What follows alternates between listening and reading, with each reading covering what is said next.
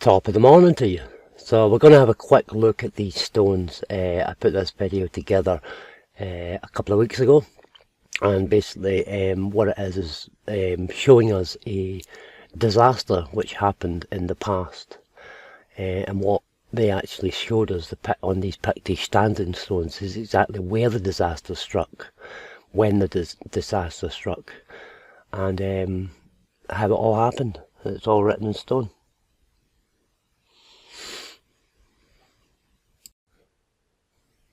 So these stones are Pictish standing stones. Well, they've been given the name Pictish standing stones because the Romans gave the name to the people Picti.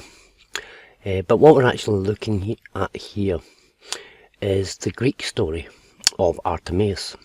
And Artemis, also known as the Roman goddess, I should say, sorry, Diana, was always depicted with a crescent moon, as we see here.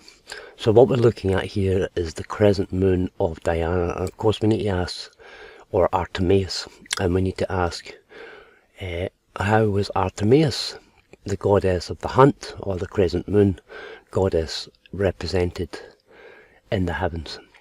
And that's quite an easy one. Anybody who can go online and have a look, you'll see that Artemis is represented by the bear and Ursa Major and her son. So this symbol we're seeing here on this standing stone is indeed Artemis and Ursa Major. So the disaster that we're talking about here happened, and it's being marked not just in Ursa Major, but Ursa Major acts as a clock. So we've been given with the two rods, which of course the scholars and the academia won't tell you this, but these two rods are not just simply the V rod as they class them, but it's marking Artemis, Ursa Major, the Great Bear, and there's a division going on within which would be a time period. The bear would represent the time period, and as I said to somebody just a few days ago there, Artemis or Ursa Major in its 4 seasons represent the swastika.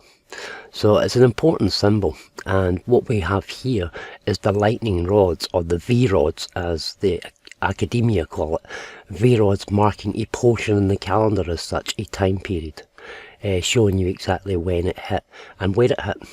So as we go on, we can see that it hit in Cassiopeia, because we have the vanity mirror of Cassiopeia, and we have the shield, or the crescent moon of Artemis. Now this next symbol, or this next stone carving, is very important. So I will try and pause it here, and we'll speak about this for a while. What you can actually see here is an intricate detailed carving, and this took a lot of time to carve this. It's a lot of skill, you can see it. And I have put on this recording previously, it's Zeus's lightning bolt, and the reason why is because Zeus's lightning bolt, the lightning or anything from the heavens was seen as to come from Zeus. And so we have this V-rod, which I believe is Zeus's lightning bolt, coming down, and it's coming through. What we see here is Draco, and it's weapons. It's the weapons of the gods, or what the people seen as the weapons of the god, or the gods, namely Zeus, or Jupiter to the Romans. So this is what we're looking at, and this is what our ancestors recorded. They're recording an actual time period. But if we look closely to this crescent moon, as I said a few moments ago, it wasn't just showing us when the lightning bolt, or when the rod, or when the meteor came through the canopy. It's actually telling us the exact period. And what you see here is 2 eagle heads.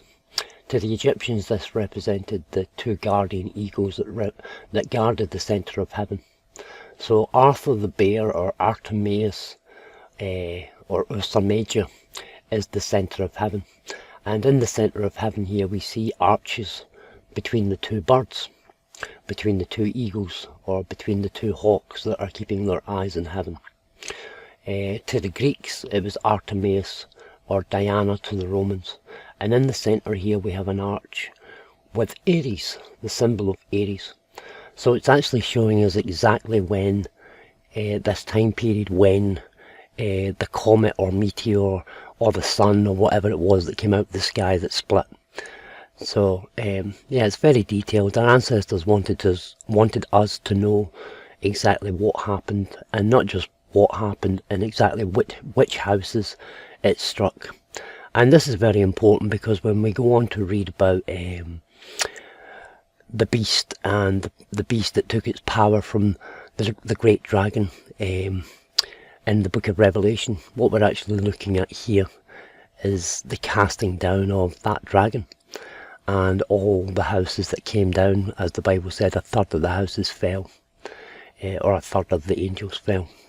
So we're going to look at that further in other studies, but I wanted to show that these things are already there on the Pictish stones for us to see and understand, or understand. And it's the same everywhere. And the thing I want to point out as well, that these standing stones is recorded over 100. Some people say there's over 200 in the northeast of Scotland. I would say there's far more. We're talking 300-400, possibly even more undiscovered standing stones. Always being found. Even just last, well, 2019, they found a standing stone with Tiamat and Apsu in Inverness. And I have got the recording of Tiamat and Apsu somewhere here.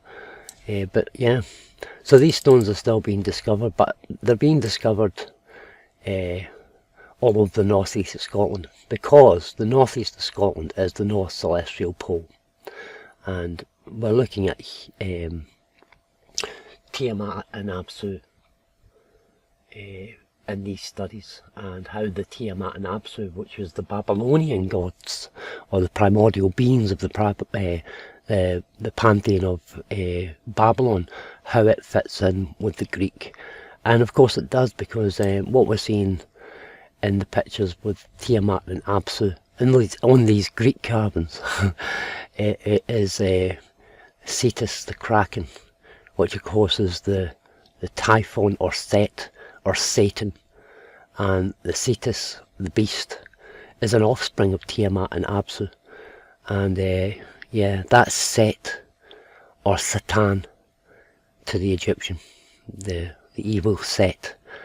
And so it's all there in the heavens, and there's a mixture of Babylonish, Greek,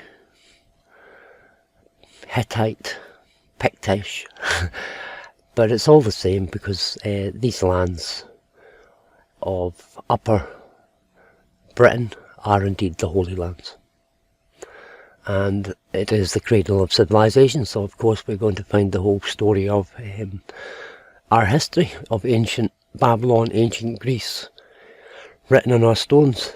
It's just a pity that most of the scholars haven't identified that the Pictish stones are actually Greek, Thracian, Macedonian, and so forth.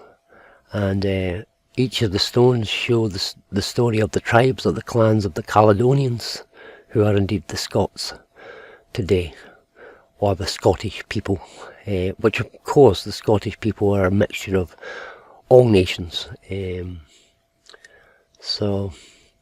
But yeah, this tells the real history of Scotland. We're far more important on the world stage than they would have us believe, and our ancestors wrote all this in stone.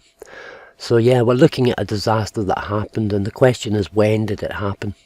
And as I go back, if I show this one again, here, there we go. As I said, it happened in Aries. So it's the age of Aries that this happened, and the age of Aries is minus 2286 BC. That's minus 2286 BC. So we're talking 4,000 years ago, over 4,000 years ago, we had this disaster that struck the north of Scotland, coming through the House of Draco, and coming from beyond Artemis or Ursa Major, the Great Bear, hitting Cassiopeia, which of course is all to do with vanity. And Cassiopeia also has the mirror, which represents the reflecting pool, and of course the reflecting pool is looking up into the centre of heaven. So, and the centre of heaven is the North Celestial Pole, the Garden of Eden, which sits over Scotland. And it's all written in stone for us. But sadly, people follow the religions. Hopefully this will help some, though, to help break that spell.